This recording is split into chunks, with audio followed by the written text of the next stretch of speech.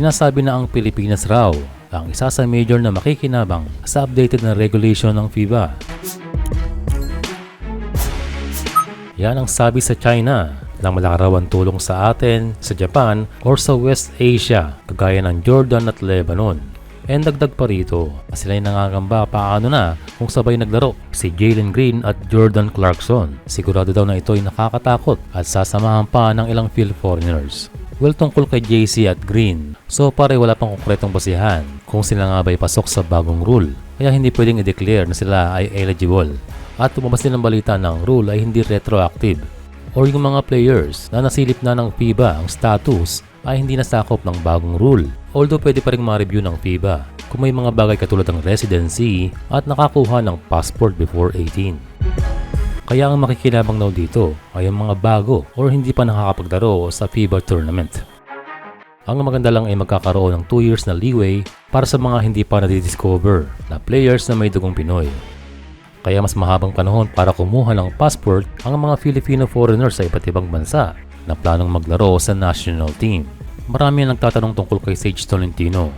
Napabalita ilang taon na hindi ito nakakuha ng passport before 16. And sa bagong rule ay posible kung sakaling siya ay kumuha ng passport bago mag-18. Pero depende pa rin sa ruling ng FIBA. Pero lalakas ang kanya pag-asa kung sakaling hindi pa nilapit ng SBP ang pangalan ni Sage sa FIBA.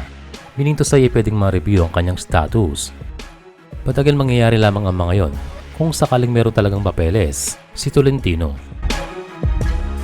Sa ngayon ay wala pang official statement or document ang FIBA tungkol sa pagiging not retroactive ng bagong FIBA rule. Although ang mga sources ay sa Pilipinas pa lamang, pero ang mga ito ay reliable. Sana ay maging 100% malinaw na ang bagong FIBA update sa mga susunod na buwan. Again, sa balitang passport before 18 ay nangangamba ang China. Sa ngayon daw na sila ay na-sweep ng South Korea, still questionable pa rin kung sila ay makakapasok pa sa FIBA World Cup 2027. Sa second round ay kanilang makakaharap ang Japan. At kung umusad man ay malalakas daw na West Asian teams ang kanilang haharapin after makaharap ang mga Hapon. So parang maswerte pa nga ang Pilipinas dahil naunang hirap or nakatapat na ang Australia at New Zealand dahil mas mahirap na makaharap sila sa mga crucial stages ng FIBA World Cup Asian Qualifiers.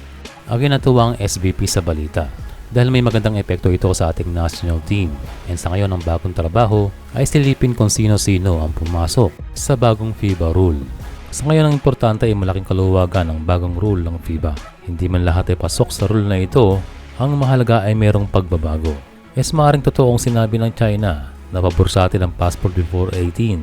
Pero tandaan natin na hindi lamang Pilipinas ang merong half foreign-blooded players. Kaya expect na magkakaroon din ng pagbabago, lalo na sa mga Middle Eastern countries na gumagamit talaga ng mga foreigner para lamang lumakas ang kanilang team.